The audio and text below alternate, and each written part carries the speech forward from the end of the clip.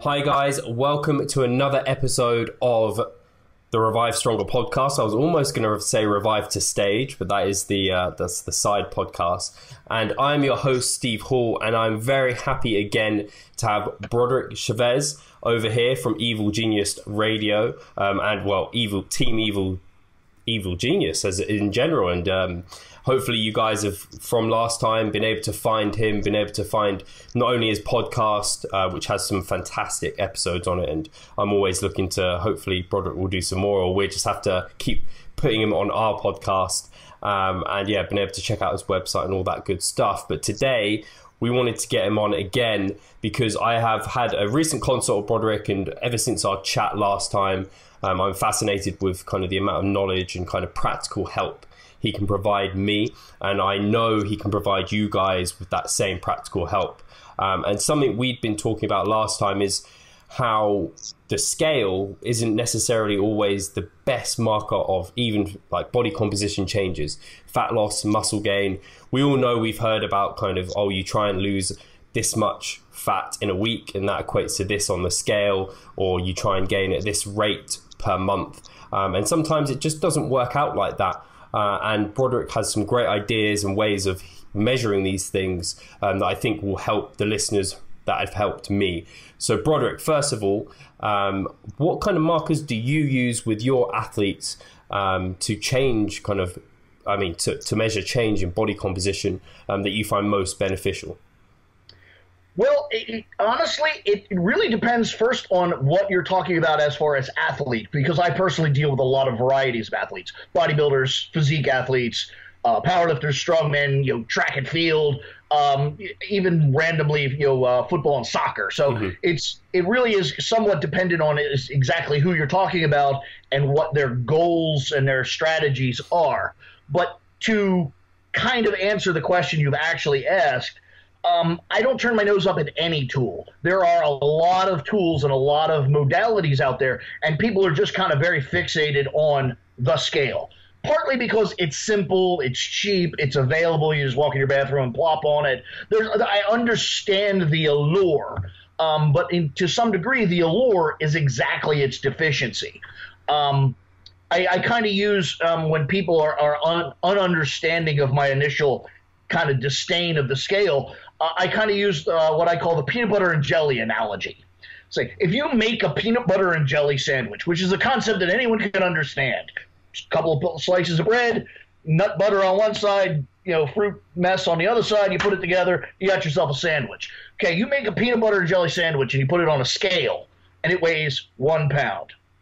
Great, I have a 1 pound peanut butter and jelly sandwich. But now if somebody said, well, how much peanut butter did you use? Well, I don't know, I have a 1 pound sandwich. Well, how much jelly did you use?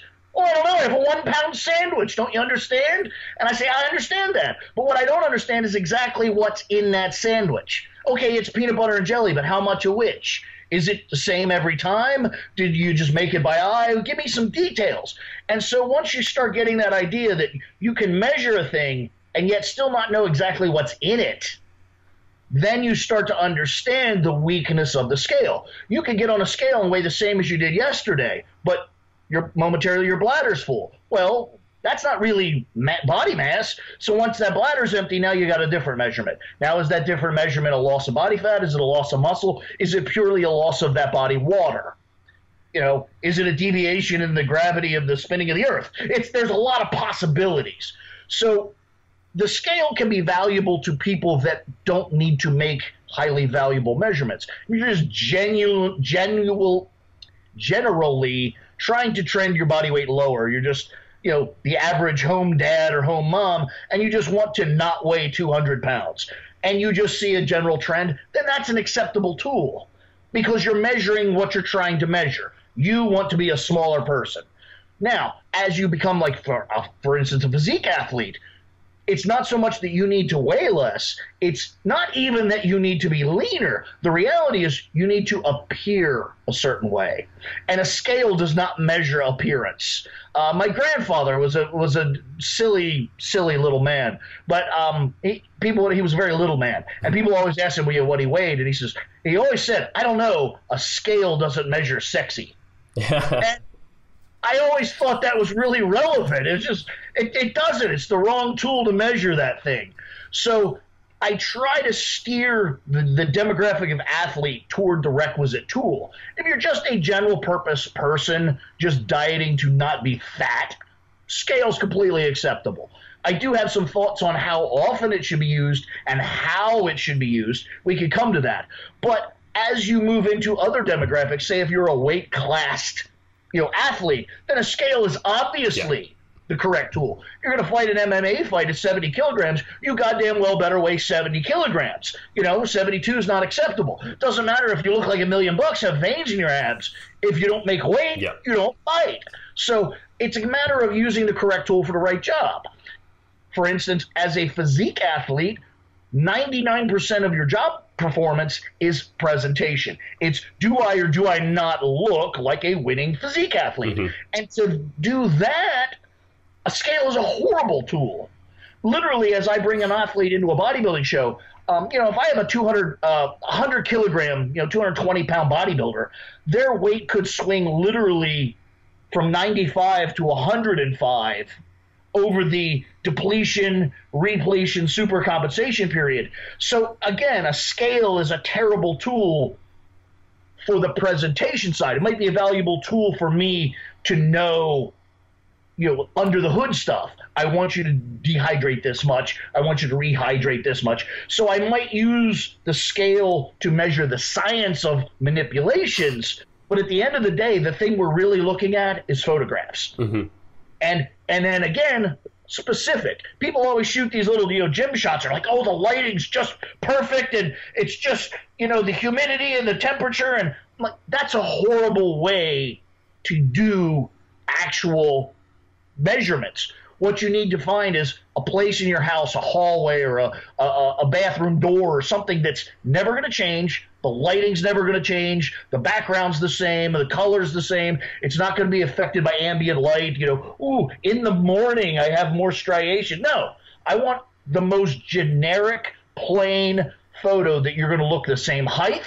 You're going to look the same color, and I want to put them side by side and then create a timeline that way. And then I can say, oh, over the last 14 days, your quads have done this, your glutes have done that. The other thing, there's no other way to make those measurements because, again, the judges are not going to run up on stage and ask you to step on a scale. The judges are going to look at your hamstrings and go, you're fat. That's what the judges are going to do. So you have to measure the presentation in which you're trying to bring to the event, whatever the event is. Mm-hmm. So it's very important that that's the modality. So you have scale is a tool. Yeah. You have calipers.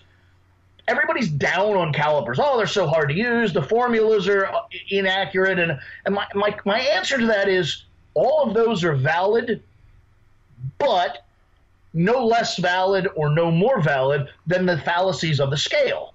So you just simply have another tool. Yes, it has some inaccuracies, but it's an additional tool. If you get on a scale and then you do some caliper work and you say both of these have trended lower or one of these has trended higher and lower, you can begin to make assumptions even in light of the errors. There's a kind of a scientific principle or hypothesis that if you make enough educated, well-informed guesses, most of the errors balance out and you wind up with a relatively correct answer. Right. That's what we're doing here. Yes, the scale has weakness. Yes, the calipers have weakness. Yes, photos have weakness. But you've now got 3 reasonable measurements that can, in concert, begin to tell you something valid. Mm-hmm. And that's the kind of thing we need to start thinking. So you have scale, you have calipers, you have photos, you have other diagnostic tools. Electrical impedance is not very accurate, but it is a tool. It is useful. Probably tells you more about your momentary hydration than your actual momentary body fat. But even that is a valid tool. That's a valid measurement that could have applications to your performance. So, it's not nothing.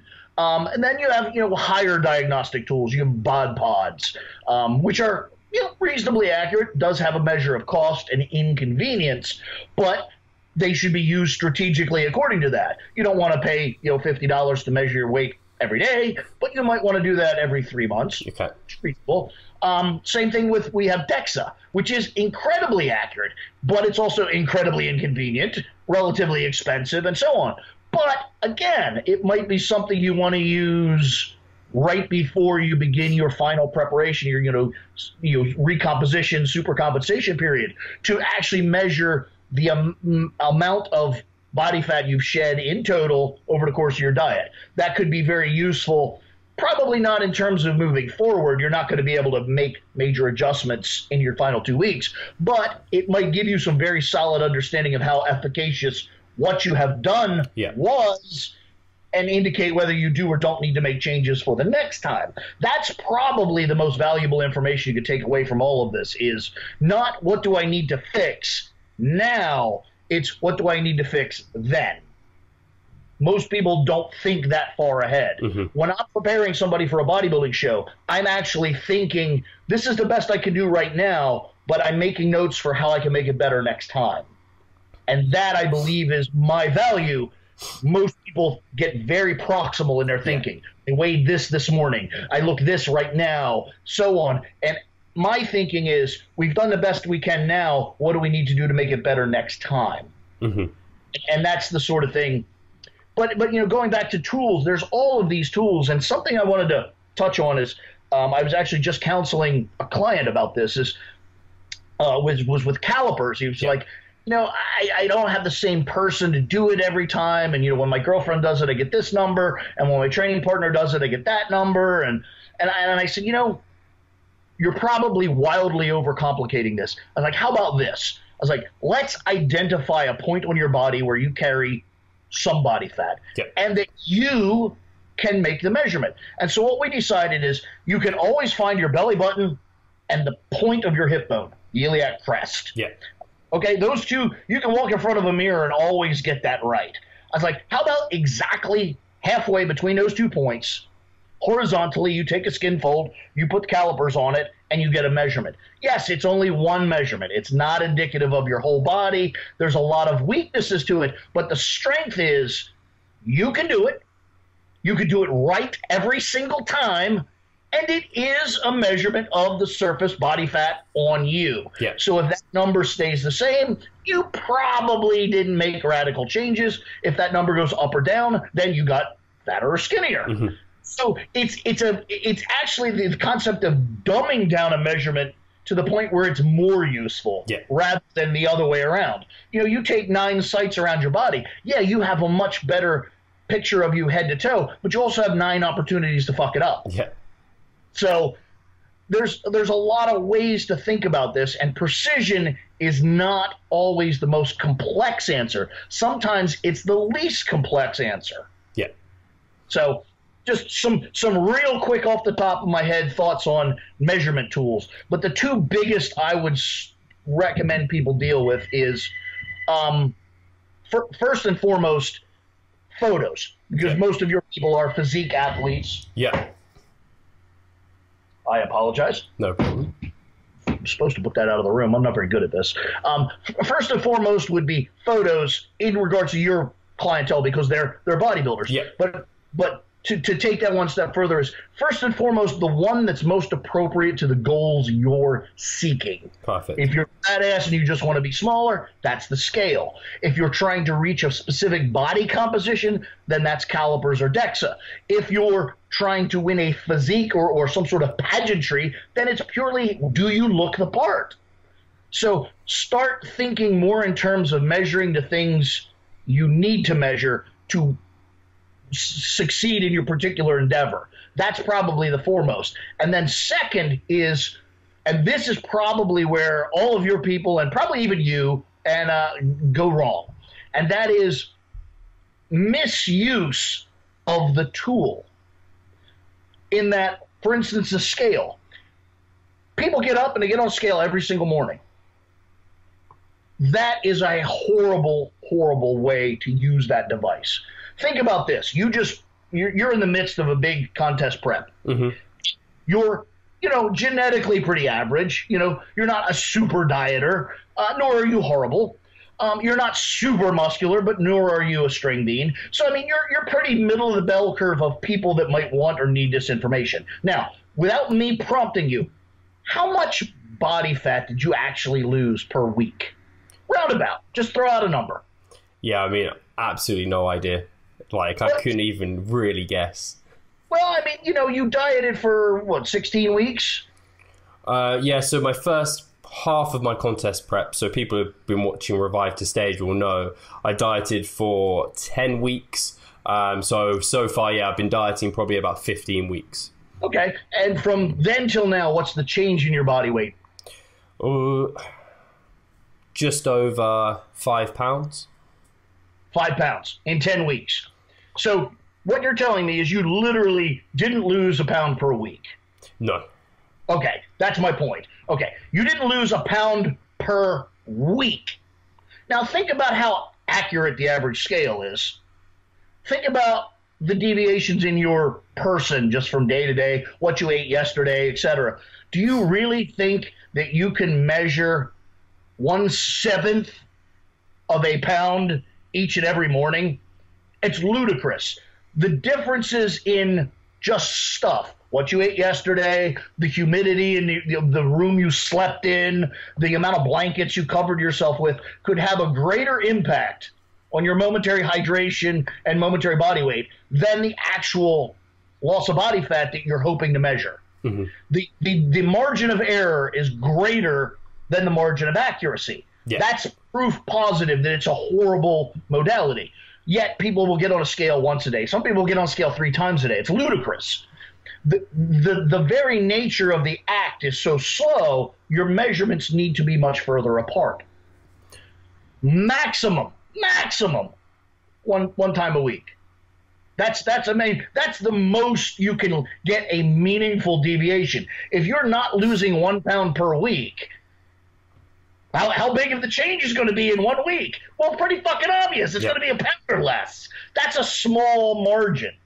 Literally, I mean, if you weigh 150 pounds, that's, less than 1% change is what you're trying to measure. That's very difficult.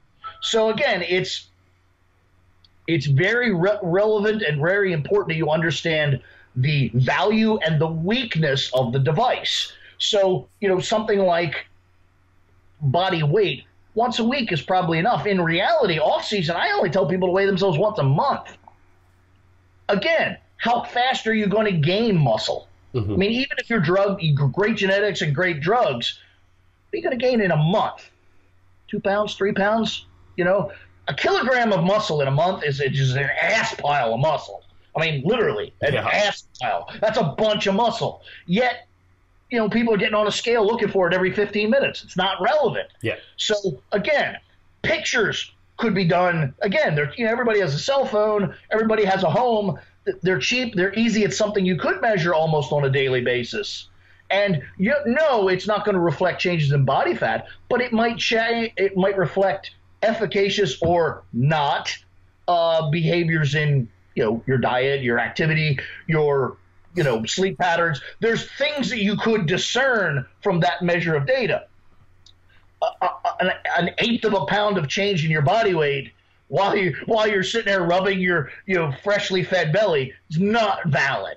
So you start to put things in perspective. Measure your weight once a week. Measure your body fat maybe once a week, maybe every other week. Do a DEXA every 3 months. Those are sorts of things.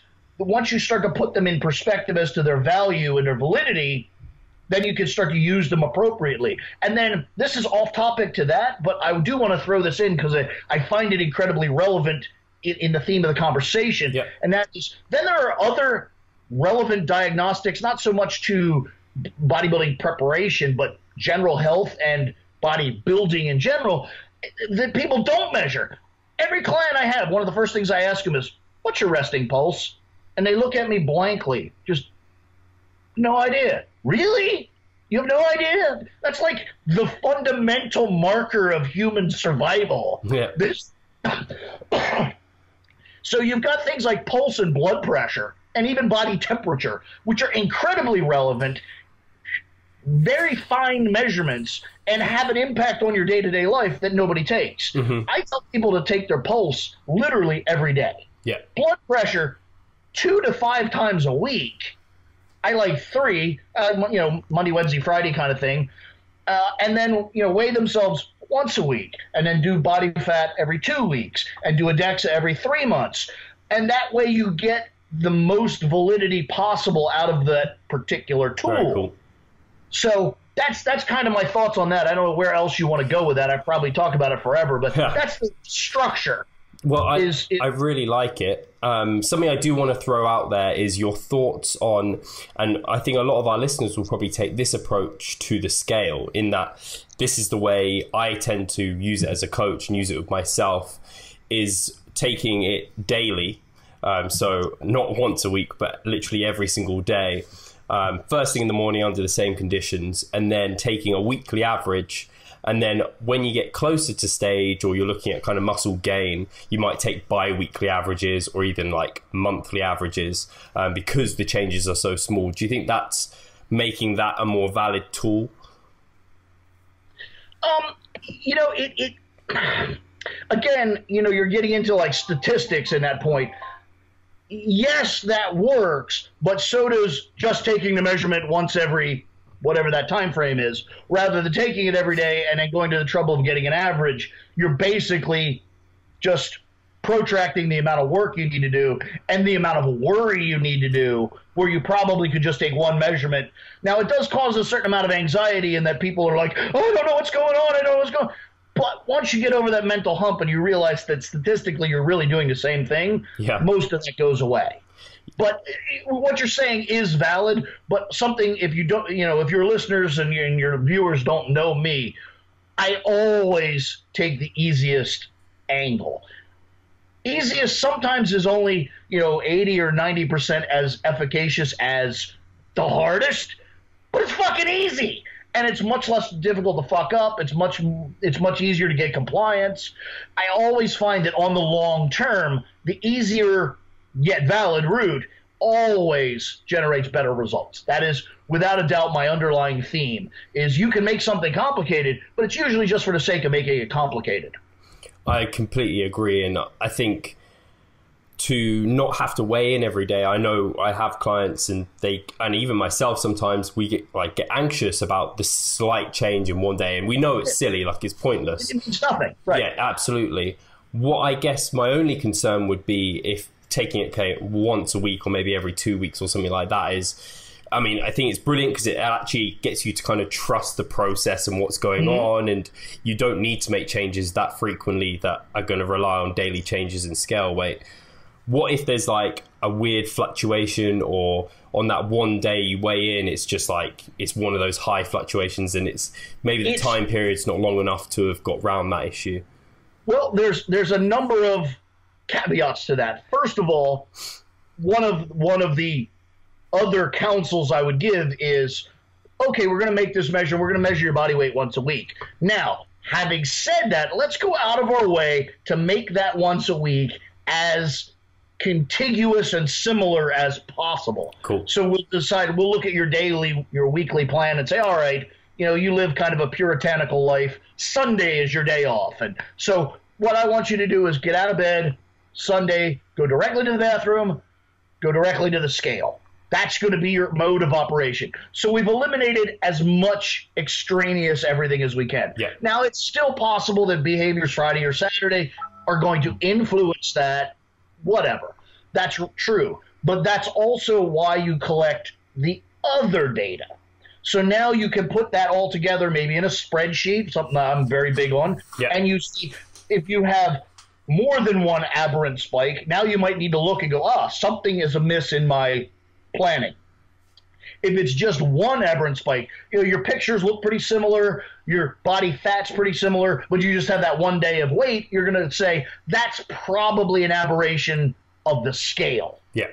So it's a matter of, again, having the data, having the understanding of what it represents, and having it also, this is also really important with record keeping, having the data in a presentable fashion that you can understand it. Yeah. It's again a little off topic, but so many people keep these clever little training journals, but that's it. They write it down and then they just put it away. No! You write it down and then you put it in some sort of format where you can look at it and go, I did this and then this happened. I did this and then my shoulder hurt. I did this and then my bench press went up. So you need to have it in a fashion that's interpretable. Data is the secret of everything if you can read it and absorb it and understand it. Just having a mountain of fucking data is useless. Yeah. So that's really key. So you need to put this data in a coherent fashion, and theoretically everything's going to give you a picture of what's going on. If your pictures look great but your body weight's up a little bit, so what? Yeah. My pictures look great. If my pictures look shit and my body weight's up a little bit, now I got to go, what did I fuck up? And then you got to go back and again look at your data, because the past is fucking past. So you got to look at the data because that's the remnant of the past and interpret from that what happened.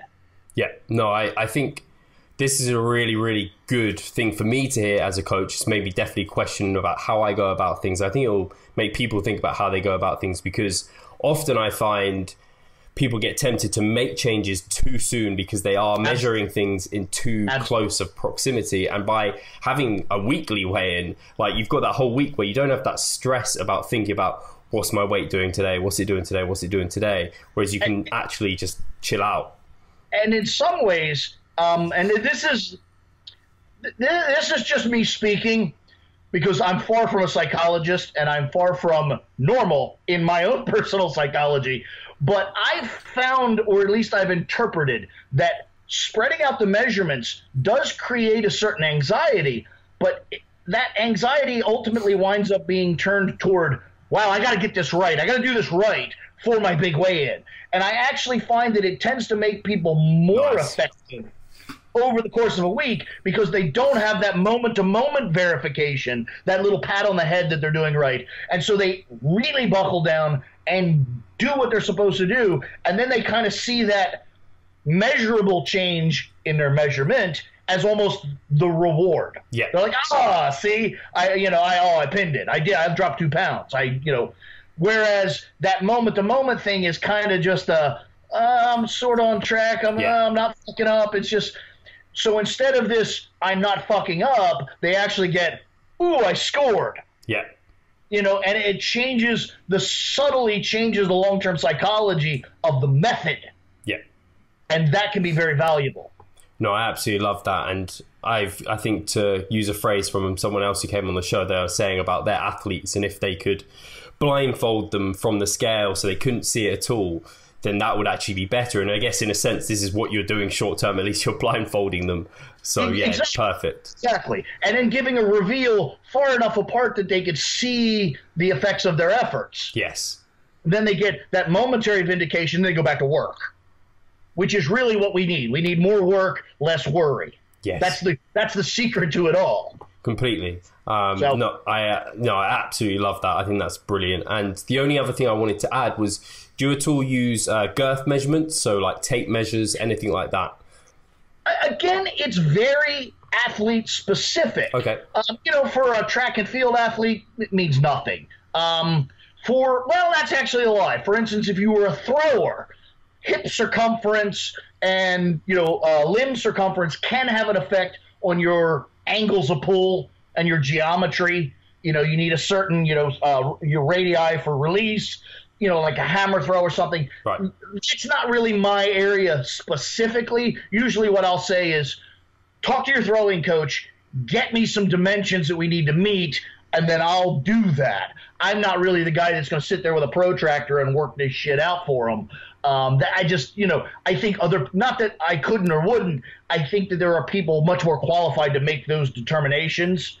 I'm more qualified to make them a reality in the physical manifestation. Mm-hmm. So I think it's important everybody stays within their bounds. Don't take training advice from your diet coach. Don't take diet advice from your training coach, that kind of thing. Yeah. So I won't say it's not relevant to most athletes, but in general, it's not really the thing you're measuring. Most athletes, it's a weight class or something of that nature. Now, where it does come in handy is, for instance, if you have a semi-experienced bodybuilder and we take their pictures and we say, well, what we think presentationally is we need a little bit more circumference on your quads to counterbalance the width of your shoulders, etc. So we might, just like the scale, set some relatively vague, measurable dimensions. All right, your quads are presently whatever. They're presently 28 inches. Let's bring them up to 30 inches as our starting point before we start worrying about body leanness and that sort of stuff. So it can be relevant but again, like the scale, in a very crude measurement. It's another way, it's another diagnostic tool to add a marker. Yeah. Yes, we think we did that. We adjusted your proportions in such a way that we think we did that. Now let's get lean, let's get dry, get all these other things, and then see what that looks like. And then again, like I said, for thinking for the future, now we can adjust our numbers and say, oh, well, maybe we didn't quite do it enough. Maybe we need to go to 31 inches, or maybe we need to this or that. Or maybe we were wrong in general, and it's actually that your ass is too big, or your whatever. So it's again, it's a matter of using a tool to its benefit and avoiding its biggest weakness. Okay. Just going, oh, I got a 20-inch arm. Well, yeah, but are you a fat ass? 20-inch arms are not very valuable if you're a big, fucking marshmallow. But the other side of the coin is we've had Mr. Olympias with 18-inch arms.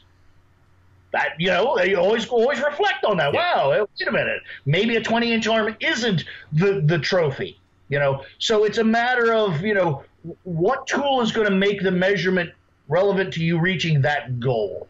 Would there be any kind of efficacy in thinking if, say, your certain measurements have kind of either gone up or gone down and other ones have stayed stable or something like that, where you could determine whether there's been like muscle growth? Say your waist circumference comes in, but like your quads come up.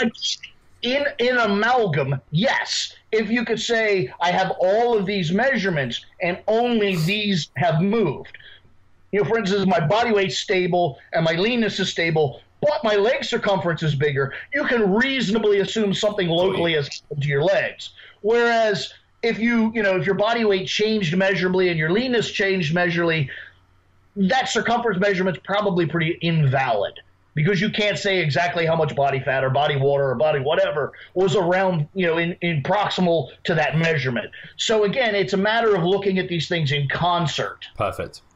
You see what I mean? 100%. So rather than kind of, a lot of people, like we've said, will focus on the scale and then ignore or not measure any of these other things. Whereas what we're saying is, just like you have to take in the entire body of literature and you can't cherry pick one study, you need to take everything. It's always that way. Yeah. And just like science, there's actually a real big misconception. I just heard Mike Israetel talking about it the other day, and it really made me smile, is in science, it's actually very relevant that you spend more time dwelling on the material that you don't agree with than it is dwelling on the material you agree with, because you already agree with that. Yeah. That's verification of what you think you know. Now you need to pay attention to the material that disagrees with you.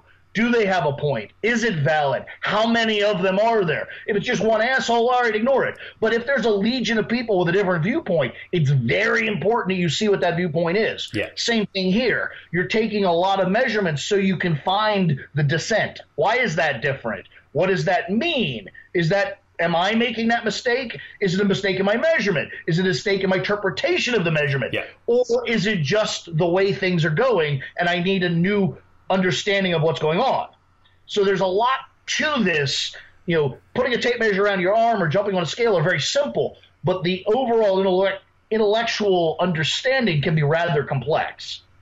Yeah, no, completely. Just like you found, not that that I'm wonderful, but what I am is a third party. I'm different, and I have an outside perspective. Yes. And so I interject some material that is contrary to your momentary worry and your momentary mindset that can change the way you evaluate things. And believe me, I have that too. I call people with, I've done this and this is my result. What the fuck's going on? And then they're like, all right, you're actually really stupid. Step back.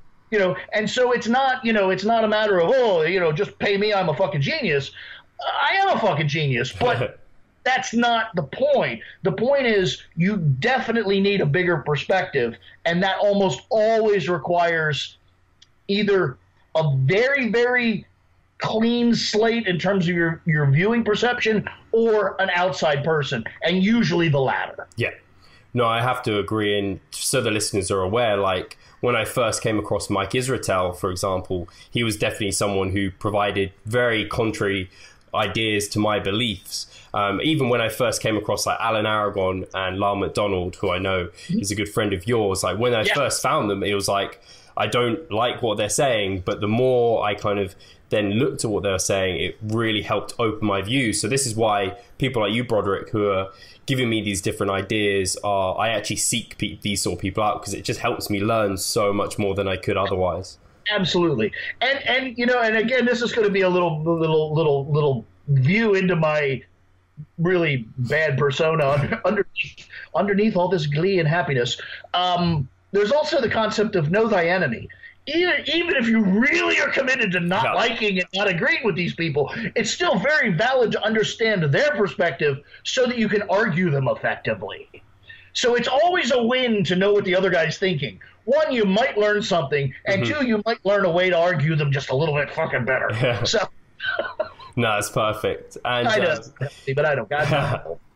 I'm not a healthy person. To move on to the next kind of, where we're kind of moving on to is, how do you identify when someone needs a change made in their nutrition or in their training? What things are you looking at if we take like maybe fat loss and then muscle gain? Okay. You're talking about the mystical, magical plateau. Yes. In a sense. I wrote a little sarcastic little piece I posted on Facebook a year ago or so. Kind of highlighted both my disdain for the mindset of bodybuilding, dieting, and also religion. I love to make fun of both of those things at the same time. And I titled it, Peter, I Can See Your House From Up Here, which is, if you're in a different country, so you may not be aware of the joke, but, it's a joke about the crucifixion and that, he kept calling for Peter, and the reason was he wanted to tell him he could see his house from up on the cross. And not a very funny joke, but it was appropriate to the title of the article. And anyway, if you look up the definition of a plateau, it is a flat, elevated area of terrain. Okay? That's what a plateau is. Most people think of it as this kind of, butt rest where you're immobile and you can't move and there's nowhere to go because you'll fall off the edge. It's a precipice. But the reality is it's an elevated vantage point. It's an area where you are elevated above the rest of the terrain. And the reality is that then gives you the ability to see farther.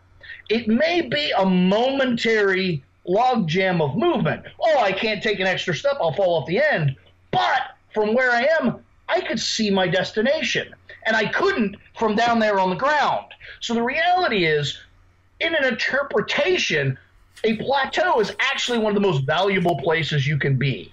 You're now so far advanced, you can actually see your destination, your goal. You can see the target you're trying to get to. Yes, there's a momentary impediment, but you're now close enough to actually visualize where you're going. So, in a sense, I actually praise a plateau. It means you've gotten 3/4 of the way there. Right. You're now close enough that you can see the finish line. Now what we need to do, once we really, and this is key and we'll come back to it, that you're really at a plateau, and that's something that we really cover, is once you're at that moment, now it's that final regrouping, re-strategizing to reach that last bit. But the beauty is you can now see it. That means you can see the course. You can figure out your navigational method to get there. It's no longer blind luck. The first 3/4 of a diet is just trust. I know if I eat less, I'll lose weight. I know if I keep my protein high, I shouldn't lose muscle. I know if I take Anadrol, I'll swell up. Whatever. You know these things, and they're relatively reliable. But as you get closer, the measurements, the adjustments need to get finer, and that requires vision. You need to actually see the terrain ahead. Oh, it's a left turn, it's a right turn, it's whatever, a duck, whatever. You can't just go into that shit blind. So in reality, from a conceptual or even, I don't know the word, I'm lacking the word, and I'm usually such a word guy, but in context, almost from a religious point of view, the plateau is your goal. That's where you want to be. You want to be at a plateau 6 weeks out because now you can regroup. You're far enough out that you have time to regroup, but you're close enough that when you regroup, you can get there in one jump. Like, to me, a plateau is the magic. If you didn't plateau, I would say, we shagged something back there. We need to adjust that. So from the beginning point of this conversation, I would say that a plateau is not bad. It's really good. Right. And just like the diagnostic tools, though, it's good if you use it properly. Mm-hmm. And like I said, that properly is very much like you did, 3 weeks ago, is, am I stuck? Do I need to make a change? That was your moment of plateau. You were at a point where what you were doing was no longer working. Not that you were incapable of moving forward. It's just that you were incapable of moving forward in that previous paradigm. Mm-hmm. Now make some adjustments, clear your head, maybe reduce things, for that big final push. Boom, progress. So a plateau is good, and that's its purpose, is to give you that strategy moving forward, the vision to make your final changes of relevance. Okay. Now, what I said about making sure you're actually at a plateau, that's incredibly important. Again, I am a biologist. I'm not a guru. I'm not a fucking. At the end of the day, I'm a biologist. I think about everything in a biological context. I raise my children, and I think of biology, how systems work, how group behaviors work, how systems interact. That's how I make my decisions. It's mostly an advantage, occasionally a disadvantage, because people sometimes step out of the realms of biology and use this fucking nugget at the top of their neck, other than for the best benefit of biology. So it does have detriments, but in general. So keep in mind, biological systems are not like mechanical systems. Mechanical systems, you push the button on the wall, shit starts whirring, the elevator comes. Every time. It works that way. But even then, keep in mind, even though it's a mechanical system, it doesn't come, you don't push the button and the door's open. There's still some weights whirring and cables moving and it takes a minute to get it from where it is to where it's going. And that's a very efficient, mechanically designed system. Now think about biology, where you have everything's a feedback loop and everything has to talk to another thing. It's like one of those Rube Goldberg devices, like the game Mousetrap. You flip this thing over here, and then 1,000 things happen, and then a swing, and then a flaming arrow, and then finally the doors open and you get on the thing. That's how biology works. I mean, I'm dramatizing it, but yet I'm not. Yeah. You know what I mean? Completely. It's not as simple as, you swallow a Dianabol and muscle starts growing. No, there's a long series of events. It gets to your liver does some stuff. It gets to your bloodstream. It gets to the binding proteins. The binding proteins release it. It gets to the target tissue, and then ribosomes do some stuff, and then there's cyclic AMP, and there's all that. So it's not push a button, open a door. There's a long series of steps, and my point is, just because you momentarily are not seeing action doesn't mean that all that shit's going on and the flaming arrow's in transit. So you have to really wait until I've played my last card and now nothing has happened. Yeah. That's the moment when you go, all right, now I need to play a different card. I got to do something different. So a lot of times, people go, I haven't made any progress in 2 weeks. I'm like, wait another. Wait one more. Because it's only then that you can be sure that either you aren't making progress or the progress that's been following you finally catches up. Got you. And that's the situation you were just in, is you had done everything right. It's just you were a week ahead of yourself. You were intellectually and emotionally a week ahead of all the processes that you put in place. And then when you stop to take a breath, it kind of hits you in the ass. Well, oh, look at that. So you have to consider that. And that's hard. It's one of those things where you have to have some trust and belief that you're a little cleverer than your surroundings. That is, again, a place where somebody like myself can make their money, is reinforce that, you have done everything right. It's unlikely that this is it. Let's wait one more. Let's hold on one more. So it's really important that your perception of a plateau is a plateau. Yes. And then it's also good to understand that once you are literally plateaued, that's good, not bad. But now your work begins, both intellectually and in your endeavor side. And so identifying that plateau, is that using all of these tools that you've been using to assess, and they all say the same thing? Exactly. And that's the thing, is much like, to use analogy or to step out of this, you're talking about complex systems. And complex systems behave very similar across the board. For instance, the stock market is an excellent example of a complex system. You have millions of people, thousands and 10,000s of companies, all doing different things, but all trying to achieve the same general goal, and that's make more money for themselves. So you look at all these different stocks doing all these different things, and you occasionally see the one go crazy and then lose its ass, and and that could be the scale, or that could be the calipers, or that could be whatever. But in general, you see the net wealth of companies moving in a direction.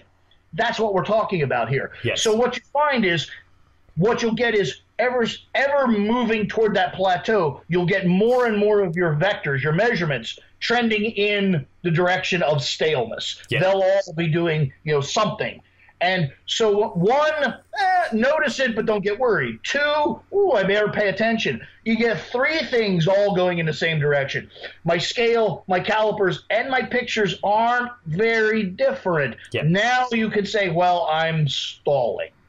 But I would also say stalling is not stalled. So just one more, and then be sure that I'm stuck.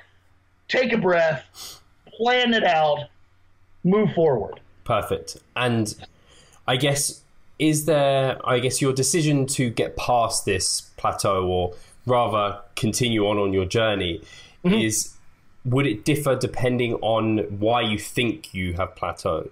Absolutely. And also on your goal. Where are you actually going? Is it a bodybuilding show? Well, then you're fixed by temporal issues. You must be there at a given time, or you failed.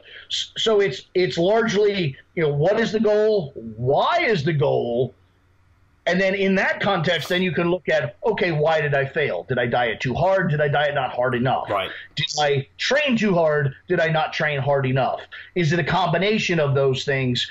So it's again, and that's all, again, highly predicated on the quality of records you kept. Yeah. Like, for instance, talking about the pulse. Yeah, it's not relevant to your, bodybuilding prep, but is it? Because pulse is a very solid indicator of systemic stress. If you looked at your training over a period of time and your pulse stayed relatively stable, that's suspicious, because as you're getting more and more stressed, you should get more and more elevation in your pulse.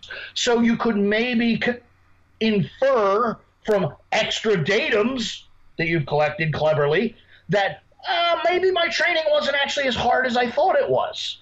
Or you could look at it and make the other assumption. Holy shit, my pulse climbed 20 points over the course of this time. I've been spending 2 hours a day on a treadmill. I should be in awesome shape, but my pulse is higher? Ooh, that's indicative of physical stress. Maybe I'm overtraining. So again, it's a matter of having these datas, having the ability to compare them and create real, relevant trends. Yeah. And I guess with the similar, I was going to say with the temperature, I remember I dieted for like over 6 months and I was freezing cold all the time. Whereas now I'm warm and it's lovely. And I know body temperature, like first thing in the morning, can be indicative of like metabolism health, essentially. At large, absolutely. And even quality of sleep. People forget that. Your body temperature upon waking is highly indicative of metabolism, which is also reflective of momentary conditions, which is sleep. That's what you just did. So having a stable morning temperature can reflect stable sleep patterns, which is very conducive to performance. And the converse, having shitty sleep almost always results in a decrement in your performance, and that will inhibit your ability to meet any sort of physical-minded goal. So again, it's a matter of data collection, understanding the value of the data, and having the ability to interpret it in a relevant fashion. Yes, it's high-level thinking. Yes, it's a level of complexity most people aren't comfortable with. Most people want to just go to the gym or take a pill or do whatever and get their results. And that's fine. If you're that person, I'm not busting your balls. I'm just saying you're not going to win. Yeah. That's all. I don't, and that's fine. We need losers just like we need winners. I'm not giving you shit. I'm just saying that, when people pay me, it's not to lose. Yeah. So we do this stuff. And I guess in this situation, we're now talking about a scenario in which we either decide to push harder or pull back. So if you're... You know what? I want to clarify that. Yes, it's a time to make decisions of efficacy. More training, less training, harder training, whatever. But I never connotated, I never put it into context of not as hard, or even pulling back. It's still hard. There's a measure of effort involved. Even if it is truly in restraint, that requires effort. No, I never connotate things as, this is the easy part, because there should not be an easy part preparing for an athletic endeavor. That's not the right attitude, and it's even just not right in general. It more appropriately might be, it's a time to redirect my efforts. Yeah. I'm going to redistribute this same birth of energy more toward my training, or more toward my diet, or more toward my presentation, or my tanning, or my emotional state, or what bank account, or whatever. But it's all for the purpose of achieving this goal. It's never, I'm good, I'm just going to kick back this week. No. That's goofy shit you hear on other websites. It's not true. In my view, it's not true. If there's ever a time when you can just put your hands in your pockets and whistle, then that's where you've quit. You're done now. No, I think that was actually really good that you pulled me up on that, because often I actually personally found sometimes, and I find it hard to actually, like, taking a deload or the taper week. I know we've discussed deloads before and the distaste for that word, but taking that week is actually hard to actually take that. Right, exactly. Restraint is its own variety of effort. Never think of it as, you're taking it easy, or you're doing that's a negative mindset. And I don't want to sound like some kind of goofy self-help guru, because I'm really not. But the reality is, this shit is hard. Yeah. That's why other people aren't doing it. That's why we don't have legions of people with stage-ready bodies. There's a reason. This shit is hard. So that, restraint or regrouping or reprioritizing is still huge effort. There's no easy day. I think that's very relevant. No, completely, because I think, especially as bodybuilders, sometimes the easier actual action is to work what we deem as harder, like pushing calories lower, pushing training more, whereas actually sometimes the harder decision, which seems on paper easier, is to pull back. So no, I think that's a really good distinction. And just to we're coming to the hour, but to talk about muscle gain, how do you go about identifying a stall in muscle gain, or is there a time at which you just think it's not worth continually pushing calories or anything like this? That's actually probably something we should tackle as an entirely separate show. Okay. Because, and I'm happy to touch on it, but that's all I'll do, because it's really a vast subject. Awesome. The problem with muscle gain is muscle gain, in a sense, is an amalgam of a lot of things. For instance, you could have a period where your circumference of a muscle hasn't particularly gone up. Your body weight hasn't particularly gone up. Your body composition hasn't particularly changed. But you're able to squeeze out a couple of extra reps. You're able to do a little bit more volume. So your gym numbers are somehow changing, yet it's not yet manifested in some sort of measurable accruement of muscle. But it's hard to argue that those numerical statistical changes in performance won't eventually manifest into actual muscle. It's hard to say that if I'm using 10 extra kilograms for the same scheme, somehow that's going to result in more muscle eventually. It almost has to, even from just a logical point of view.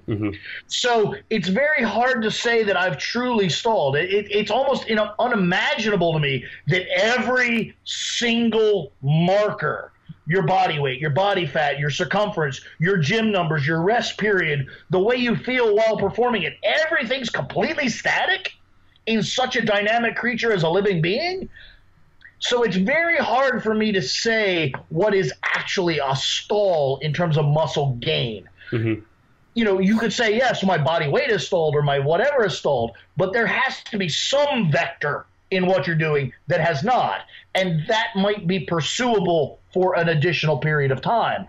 And even more relevant is, okay, so I'm making gym progress. My bench press is going up slightly. So you really pursue that, and then lo and behold, that increment in performance later manifests itself in muscle tissue, and now the whole thing lurches forward. Yeah.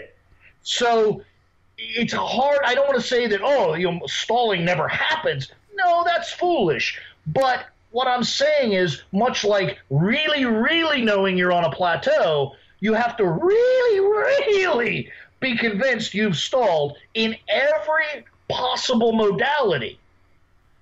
And then you need to stop and take an adjustment. But that's usually a lot further than people think it is. Yes. Okay. It usually is that, it's like putting the brakes on a train. That son of a bitch slides for a long time. It's big, heavy. It's a bulky piece of machinery. And that's what we've got. And ironically, the analogy actually carries through even more, is regular people have regular masses. And so their reaction curves are relatively regular. Cool. They do something and then the result is pretty proximal. But you yourself, by virtue of being a bodybuilder, are bulkier. It's like that train. It just slides a lot longer because it's fucking bigger. Yeah.